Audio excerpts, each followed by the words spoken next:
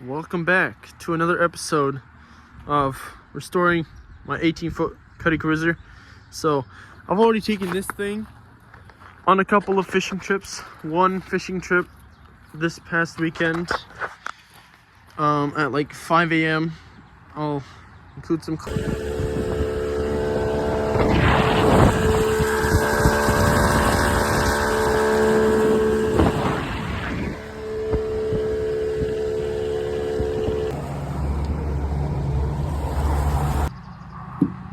and this 90 runs mint, everything's mint. I gave it a gold paint job from this gel coat white because, you know, the gel coat you can still see here. Gel coat is kind of peeling, so I'm like, you know what? It's already a hunk of junk. Why not just make it a little bit more special? Like, you can see where I've been hitting the docks a little bit. And then back over here where my fenders were rubbing because I had my fenders on this side. So, but right now, this boat used to have a hummingbird transducer and fish finder, which is that mount right there, but I'm mounting a new Garmin Striker 4. So right now we're going to delete the hummingbird transducer, and I've already got the Garmin mount installed in the previous spot where this hummingbird one was. So right now I'm going to run this transducer for the Garmin up there through the same exact hole as this hummingbird one goes through. So the hummingbird one is right here, comes out through that hole, goes down there. So we'll get that wired through. We'll like put through that hole, run through this whole wiring harness up somewhere behind the dash, and then we'll get back from there. So here again, more, I'd say, redneck engineering. If you can't necessarily fit an adjustable right onto that nut, you grab yourself some wire strippers and just grab it and hold it, and then get it all done. Once you got it done, and then you just call that an adjustable wrench. So, I mean, we've got this thing through that mounting hole. So right now we're gonna run it through the whole entire harness up through there, then hopefully lead it somewhere under the dash. Anyway, currently we are in the cabin. Sorry for the poor lighting, but we have our transducer wire pulled in all the way through, and here we have our old hummingbird mounting unit. So I'm probably never going to use that again. Grab our trusty scissors and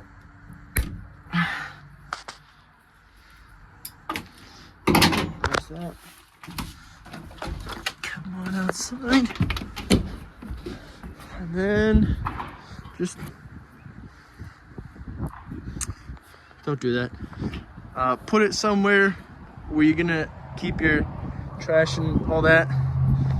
So right now I'm going to try and drill a hole somewhere right here, either one big hole or two separate holes. So this one will be the power wire. This wire will go right on this side, and then that transducer wire that's inside the cabin is gonna come up on this side. On this side, plug into this hole here. So this hole's transducer, this hole's the power.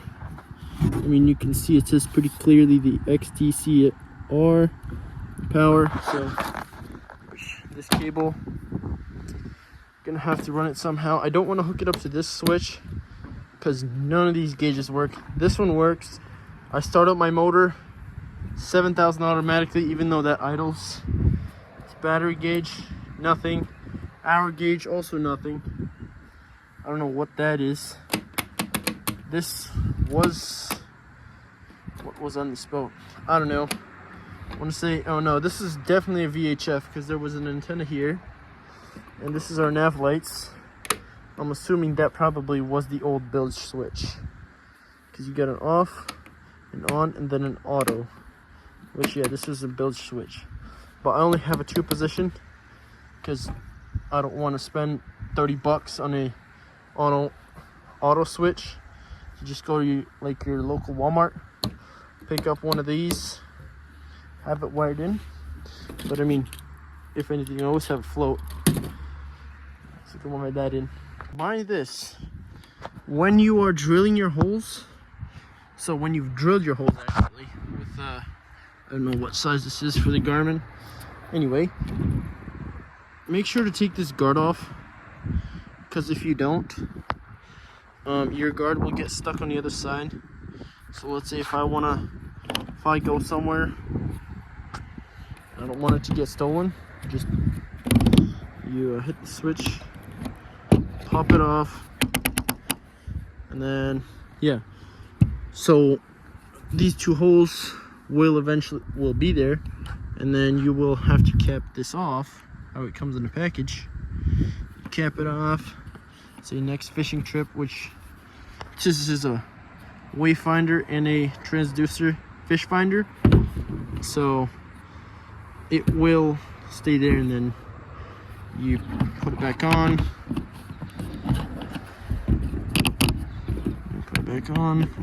like so, and then you'll take these covers off, plug it in, and you'll be good to go.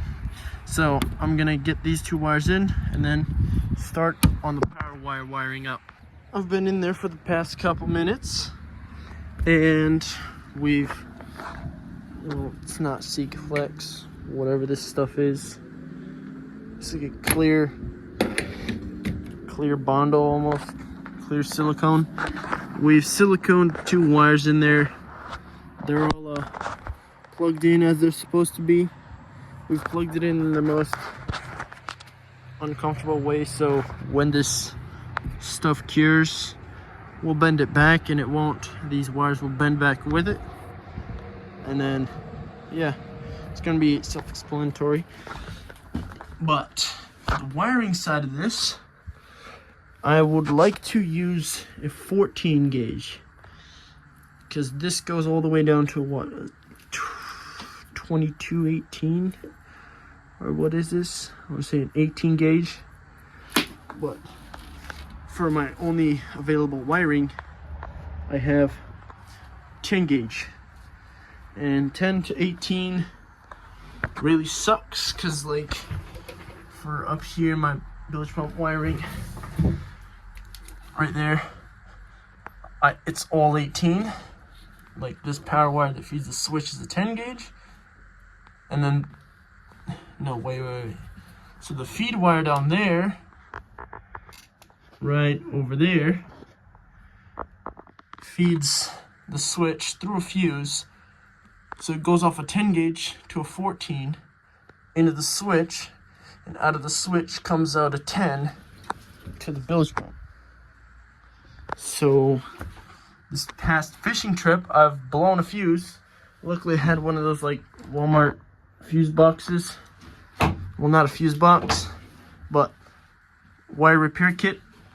And yeah, I had 1 spare fuse, so I replaced it, because when I was backing up into a fishing spot, I collected a little bit of water, and the boat was like filling up. It came in through that hole right there, so, and it filled up over there in the corner, and then it went through under the deck and drained in the bilge, and my bilge was basically full, and my fuse blew out, so I couldn't pump anything. The only way would have been to throw a cup on plane just over the side. But I'm gonna probably go to our local store, pick up some 14 gauge, see if they even have any 14 gauge.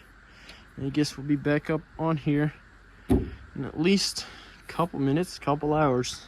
So, like I said, it'll be a couple of hours. I got my spare flashlight here just in case. We've got everything actually plugged up to my brand new battery that I just bought when I went and bought this transducer with it. So, I don't know if you can hear. The bilge pump works. So, and the switch for the transducer.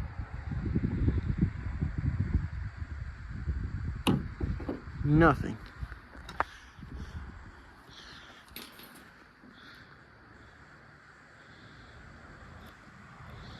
Interesting. There we go. So that's on, that's off. So right now it's on.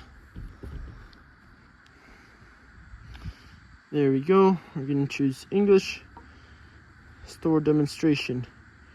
Off. Position, heading, daylight savings, time zone is Eastern. 12 hours. System units. Statute miles, yep. And then this is kind of interesting because I didn't go on that setup. Because for my dad's boat, I have the same exact thing, and I didn't go through the setup on that either. So let's see. Transducer disconnected. Good. Because it's not connected right now. I don't want to toast my transducer because if you don't run it within water, it's going to fry itself basically. So let's do a waypoint, split frequency.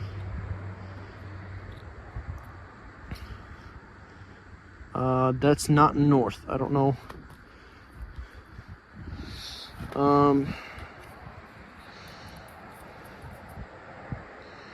That is not north.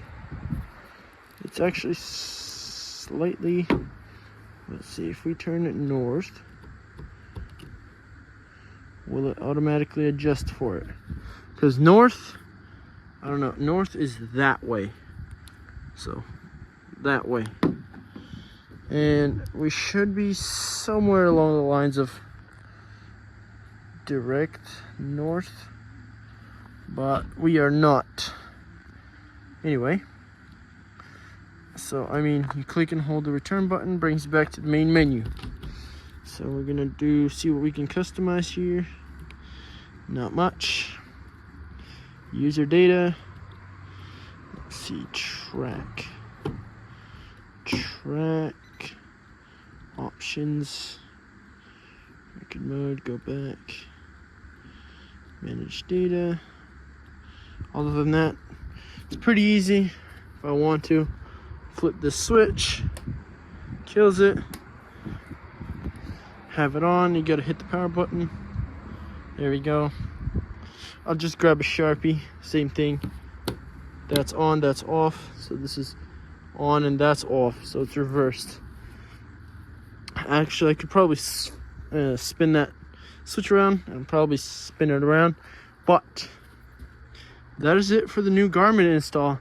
So if you guys are interested in more videos like this, please like, comment, and subscribe.